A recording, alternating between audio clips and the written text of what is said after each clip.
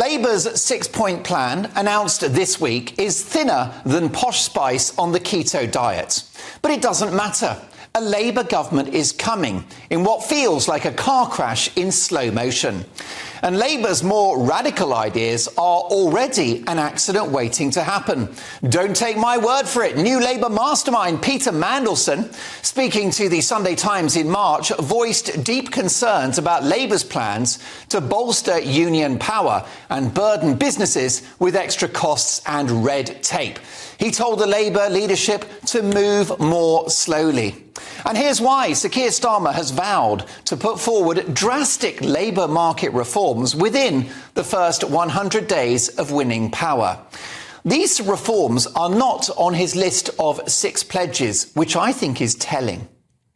This unprecedented initiative, being fronted by Angela Rayner, about which Rachel Reeves, the Shadow Chancellor, reportedly has concerns, would potentially give all workers employment rights from their first day on the job. Now, that sounds lovely, doesn't it? Who would argue with that? But what it means in reality is that businesses could employ someone who's completely useless and be stuck with them. Companies would potentially have to use a 4-stage process, then an employment tribunal if someone was incompetent or even if they didn't turn up to work. Under those circumstances, companies will simply be reluctant to hire people in the first place. And what does that mean? Well, more unemployment. You're welcome. They also want to end 0-hours contracts for people who do casual work on unspecified days and for unspecified hours. Like a lot of ideas from Labour, it is well-intentioned. But the reality is that many people, including women with families, carers and students, enjoy the informal nature of 0-hours contracts. I was on them for years and loved them. The flexibility of 0 hours was enjoyed by over 1 million people last year alone. Labour will take that away from them because they don't believe in choice. If companies can't employ people casually, they will just make do with the staff they've got. What does that lead to? Yep, more unemployment and more people on benefits in a country that's already broke. You're welcome.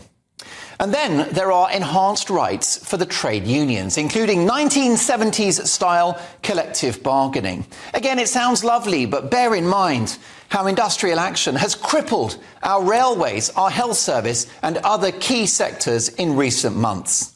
That's before Labour's reforms, which will inevitably lead to further strike chaos, which means disrupted lives and yet more economic damage.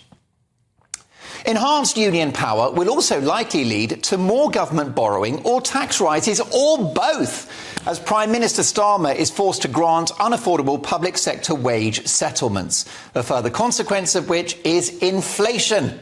You're welcome. It's what can only be described as a perfect economic storm. What about the £15 national living wage? An idea that I am very sympathetic to, of course. But what is the reality? Well, it will devastate small businesses and jobs in sectors like hospitality, retail and social care. Those organisations will take on fewer people or they will fold. And again, it's inflationary. I like policies that work, not ones that sound good. Now, I believe that trade unions are of critical importance. Bosses will always try to rip off their workers, which is why all of the people watching and listening to this programme should have professional support, professional representation and professional protection. But it's a fine balance between workers' rights and a fair wage versus crippling businesses who generate the national income for this country that pays for everything, and the organisations who actually employ people. The public sector, bankrolled by the taxpayer, is already far too big, with the NHS, for example, overflowing with middle management on 6-figure salaries. We need companies employing people, not the government. But these reforms under Labour threaten to make that less attractive. Now, the perception is that the Tories are in a chaotic state at the moment. I don't see it. If so-called chaos is low unemployment, falling inflation, rising wages, expected lower interest rates, and an economy which the Office for National Statistics says is, and I quote, going gangbusters. That's right, going gangbusters. I'll take that chaos. The alternative is Shadow Chancellor Rachel Reeves, who has tried to paint herself as the new Margaret Thatcher. Except it was Margaret Thatcher that dismantled the out-of-control unions, not emboldened them. I'm not convinced by Labour's claims of moderation. Sir Keir Starmer is no Tony Blair, a man that I voted for 3 times. And Rachel Reeves is no Margaret Thatcher. She's more Iron Curtain than Iron Lady. There is a narrative at the moment that the Tories are in disarray and that the economy is in the toilet. Well, listen, folks, I don't like narratives because they often don't bear scrutiny.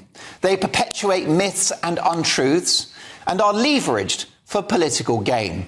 It just isn't true. The Tories were in disarray until Sunak. Now they are not. The economy was in the toilet until Sunak. Now it is not. What's very clear is that our toilet-dwelling days will begin in earnest when Starmer reaches number 10. I think this comment on Twitter from the Labour-supporting Trade Union Congress is very revealing. The highly impressive Business Secretary Kemi Badenoch, who has sought to make Britain the home of free enterprise, investment and job creation, said the unions want to undo all of the work that she has done. Well, responding on Twitter, the TUC simply replied, yes, that's the plan. There you go, folks, hiding in plain sight and saying the quiet part out loud. Vote Labour by all means. Millions will, and I understand why. But do so at your own risk.